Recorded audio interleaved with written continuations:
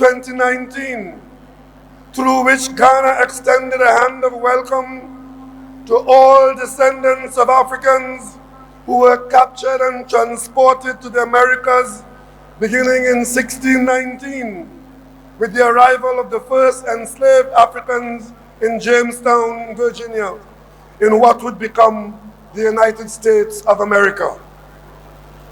We in Trinidad and Tobago recognize our ancestral and historical ties to Ghana and other countries of the African continent.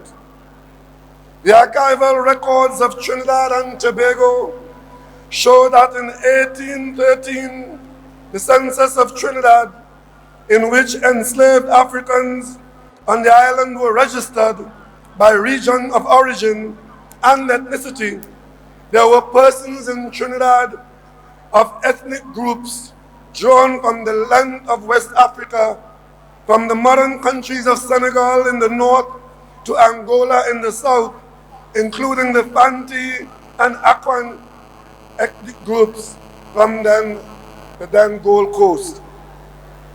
Trinidad and Tobago has therefore always had an African identity. It should be no surprise then that nationals of Trinidad and Tobago had a significant role to play in the 20th century in the development of Pan-African thought and action, starting from the organization of the first Pan-African Conference in London in July 1900 by Henry Sylvester Williams, the Trinidadian barrister, and continuing through the seminal roles played by C.L.R. James and George Padmore in the development of Pan-Africanism.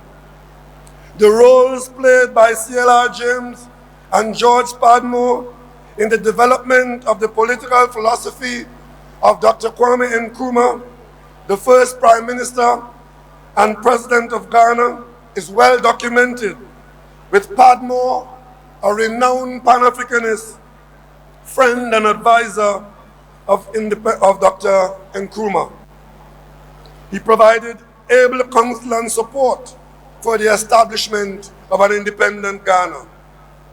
It is reported that at the opening of the George Padmore Research Library on African Affairs in Accra on the 30th of June 1961, President Nkrumah ranked Padmore as one of the greatest architects of the African liberation movement dedicated to African union and unity. The attainment of your independence in 1957 under the leadership of Dr. Nkrumah was therefore cause for celebration, not only in Ghana, but also among the nations of the world, which at that time were still struggling to free themselves from colonial rule. Through the formal establishment of relations between the independent countries of Trinidad and Tobago and Ghana, that will take place for 10 years later in 1967, the success of Ghana's independence struggle provided an example of what was possible to those colonies yet to follow in Ghana's footsteps. This close relationship put forward by the United Kingdom and the United States was a resolution which was sponsored by the UK and seconded by Ghana when Trinidad and Tobago was admitted to the United Nations. Over the 53 years of diplomatic relations between our countries, we have pursued shared interests in our bilateral relations and in regional and international fora, including the African, Caribbean, and Pacific Group of States. I wish to draw to your attention specifically the two areas of cooperation, agriculture and energy, which build on a history of collaboration between our two countries. The importance of agriculture in the development of a country cannot be overstated, as it provides the most basic and essential form of security for society.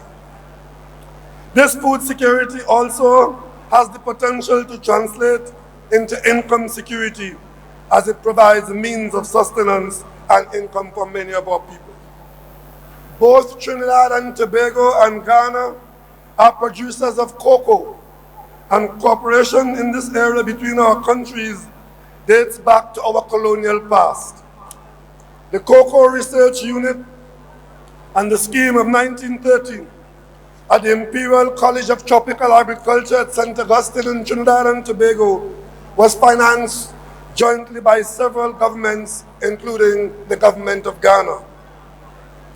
Ghana hosted the first roundtable on sustainable cocoa economy in October 2007, followed by Trinidad and Tobago in March 2009.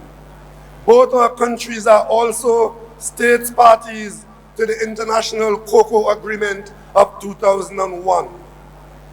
Trinidad and Tobago has an interest in furthering collaboration with Ghana in developing our cocoa sectors through establishing linkages between our respective cocoa management authorities. Exchanges in expertise and technology, sharing of genetic material, training, joint venture projects, cocoa tourism, and the processing of cocoa into finished products along the cocoa value chain are all matters of interest between our both countries. With respect to energy, Trinidad and Tobago has been involved in the petroleum sector for over 100 years, undertaking considerable oil and gas exploration on land and shallow water. As the largest oil and natural gas producer in the Caribbean, Trinidad and Tobago's hydrocarbon sector moved from an oil one to mostly natural gas based in the early 1990s.